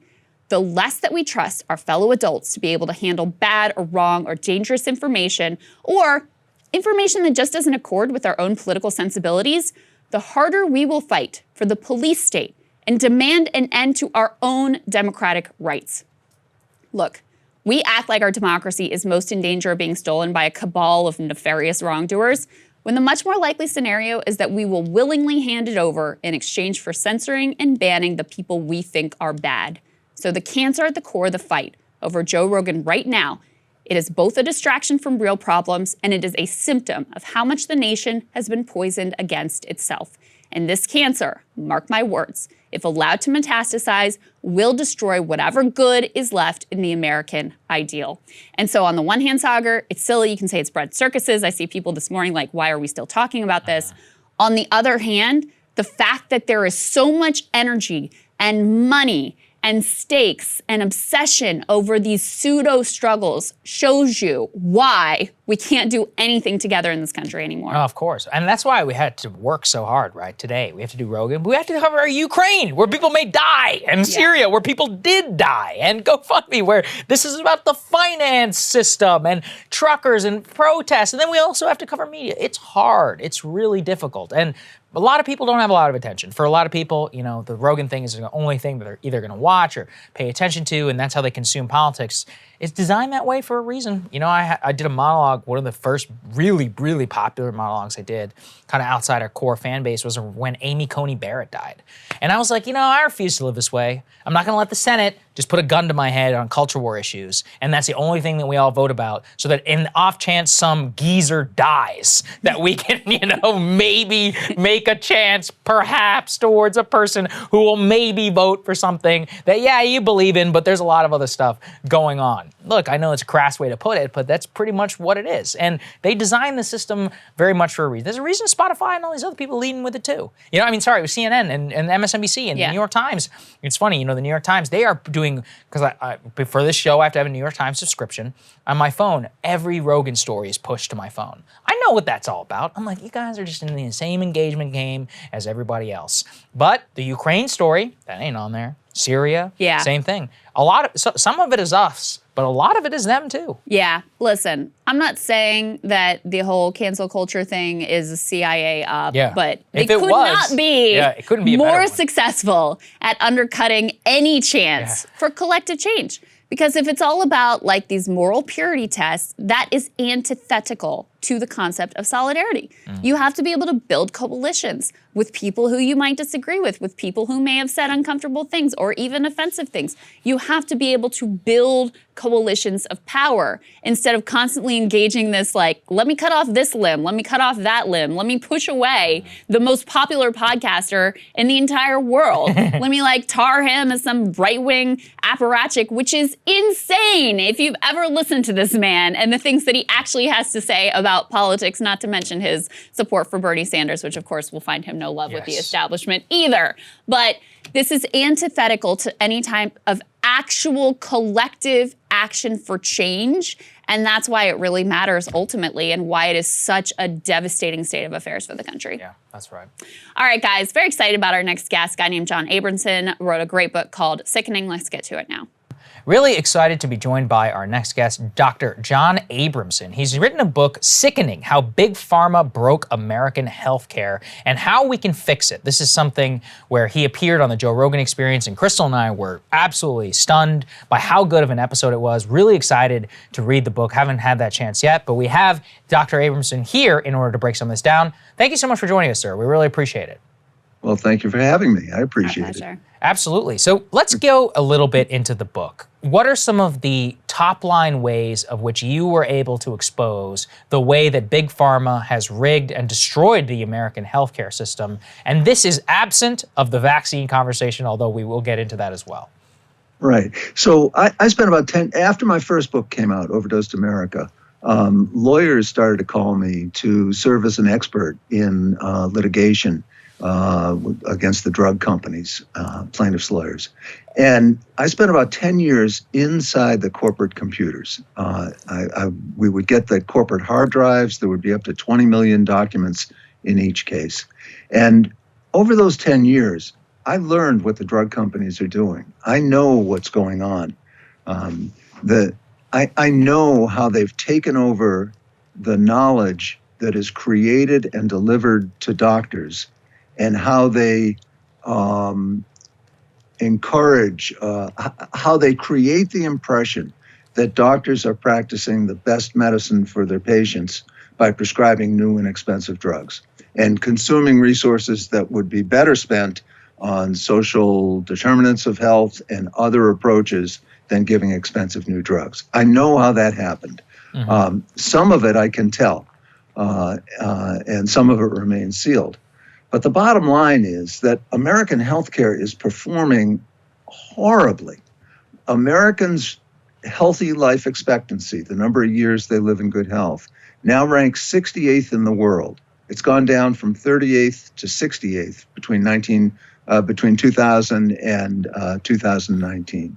And for that awful health, we're spending an extra $1.5 trillion a year on our healthcare. Wow. This ought to be the biggest story. This is bigger than 9/11. There are more people.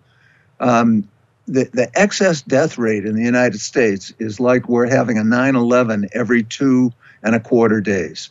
Every single 2.25 days. 3 jumbo jets going down every day. And this story is not covered.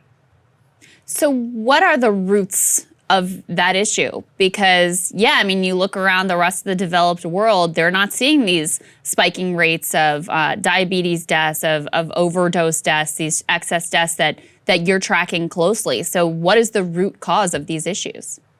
Yeah, I think there are two causes, Krystal.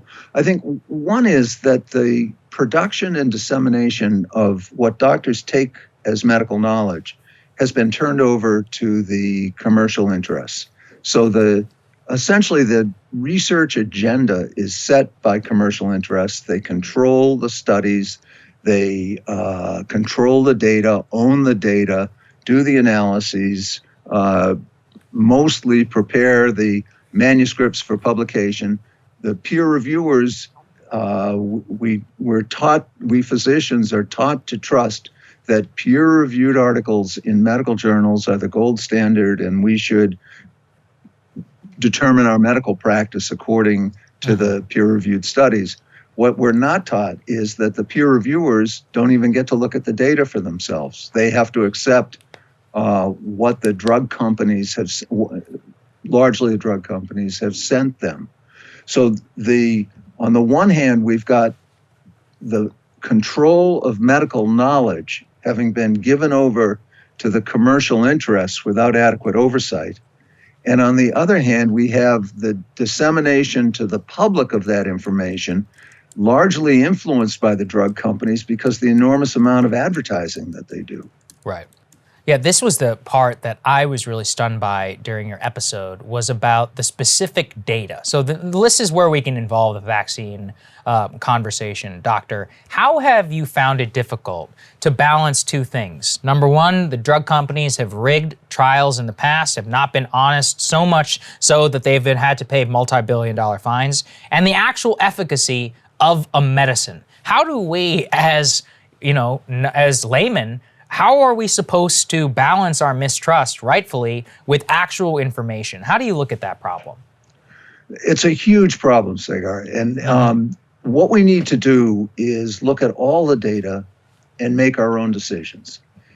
In the case of the vaccinations, Pfizer is fighting with the FDA as its partner to slow walk the release of the data from its original large study of efficacy and safety of vaccines.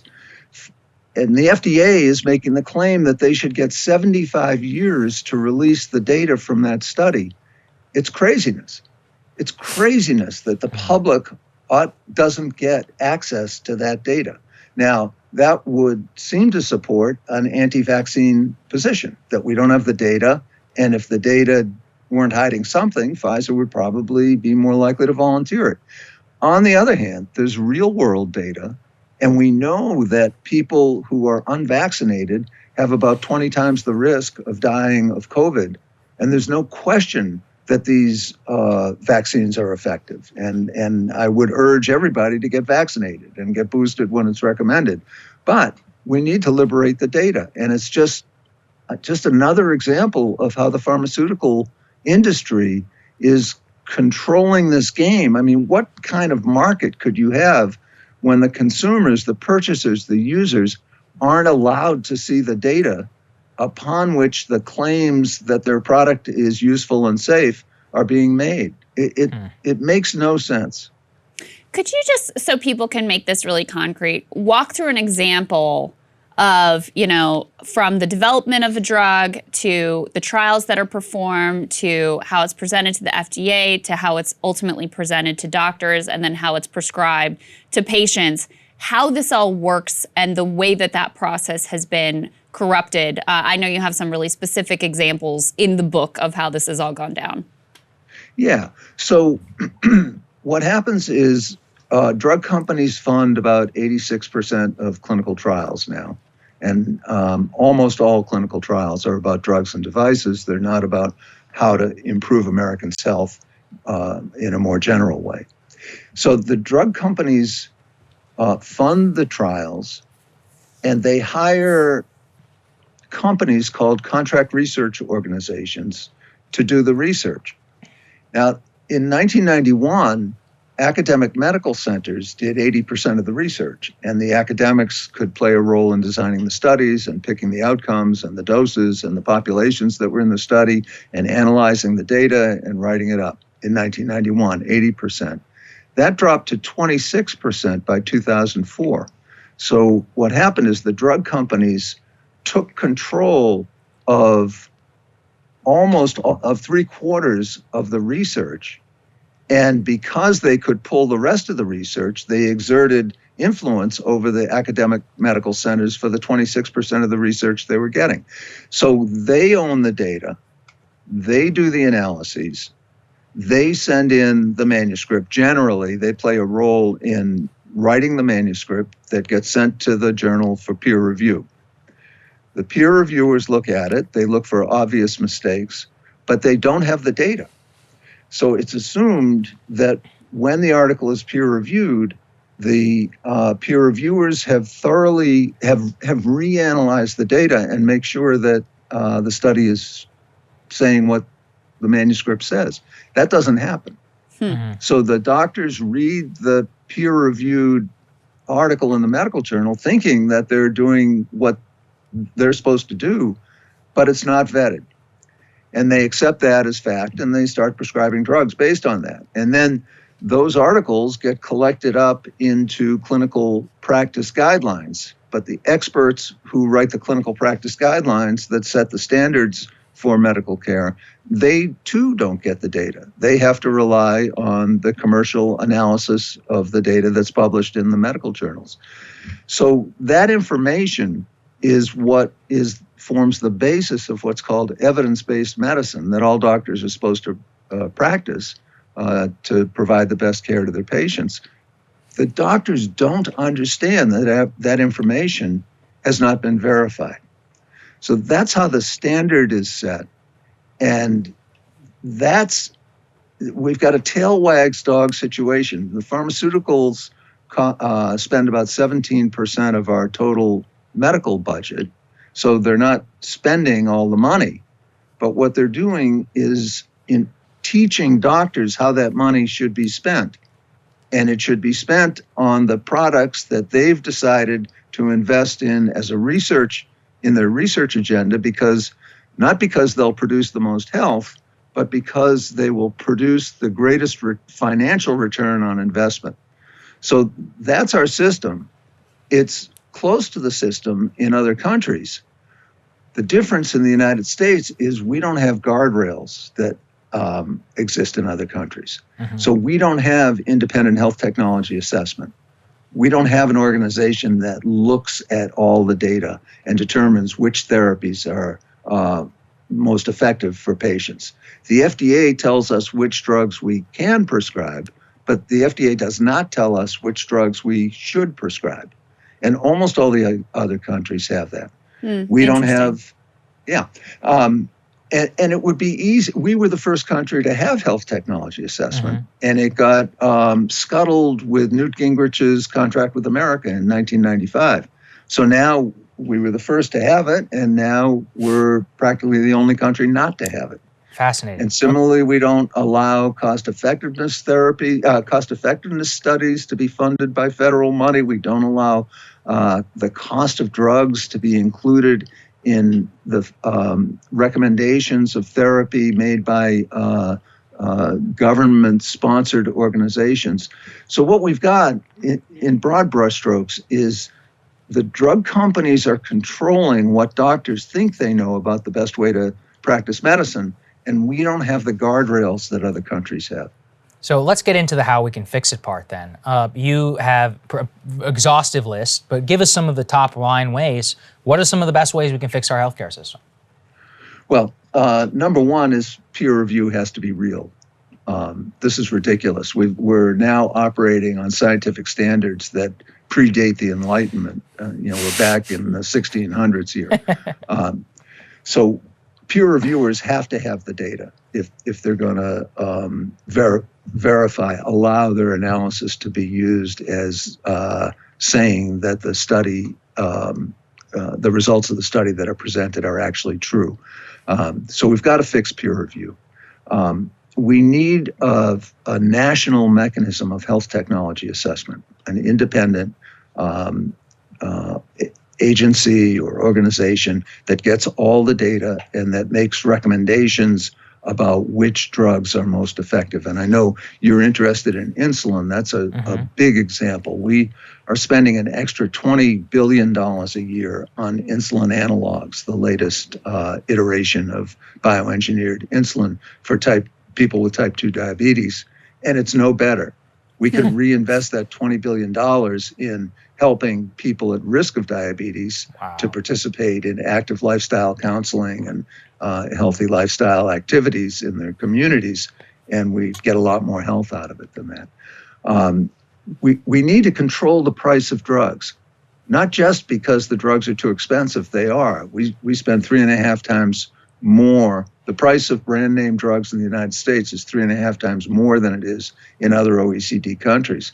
But that price funds the distortion of our healthcare.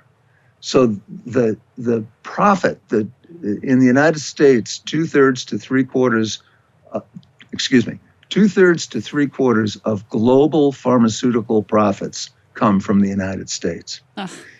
All that money creates this huge machine that can lobby, that can hire PR, that pays doctors to be key opinion leaders. And that money itself distorts our healthcare system.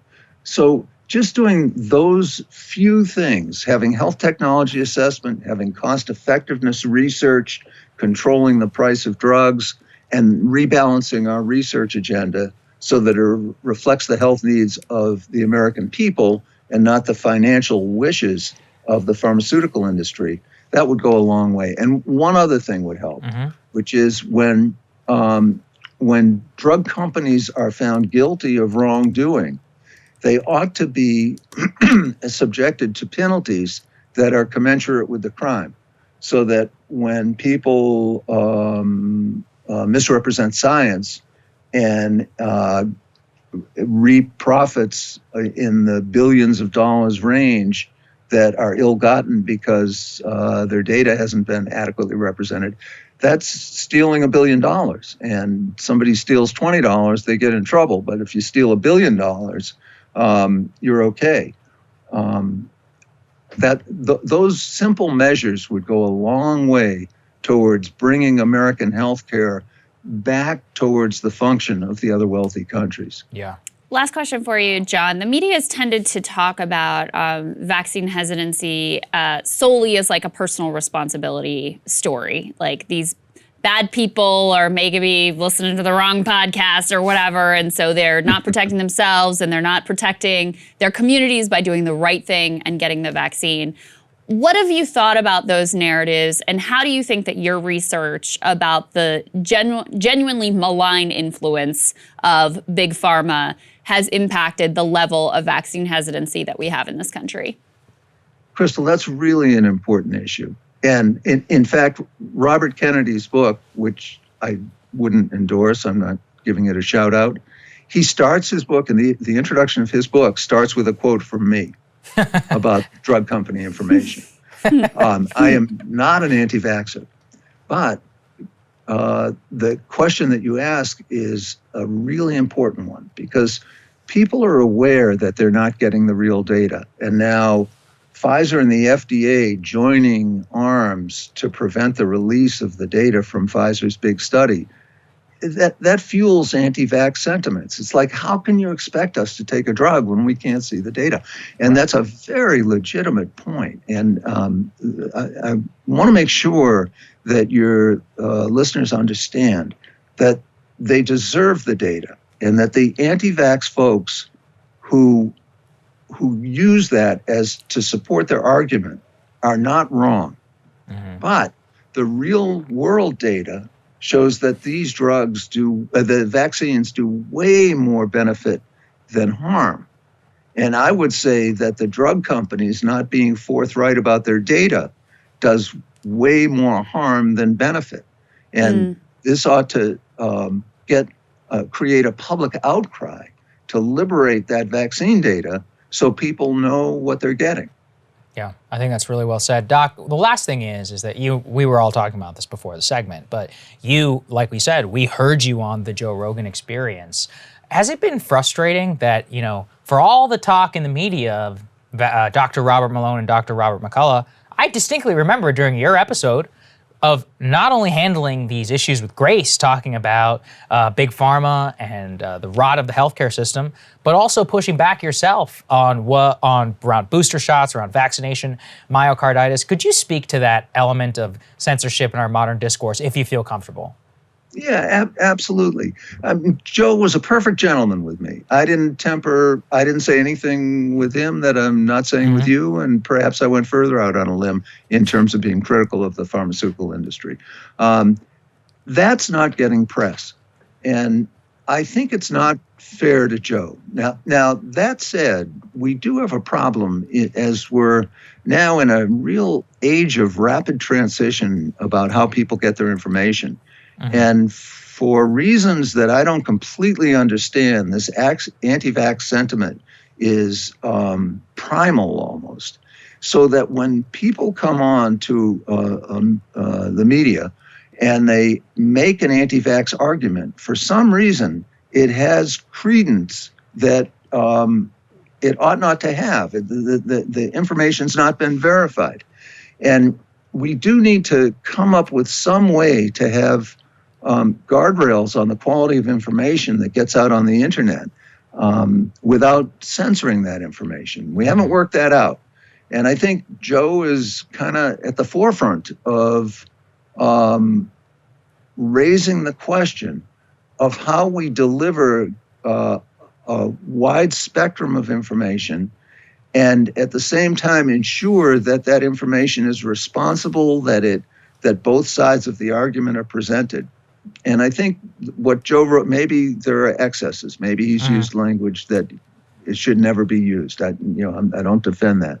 But he sure allowed me and many other people to tell their story that is opposite to the Malones and McCullochs. Right.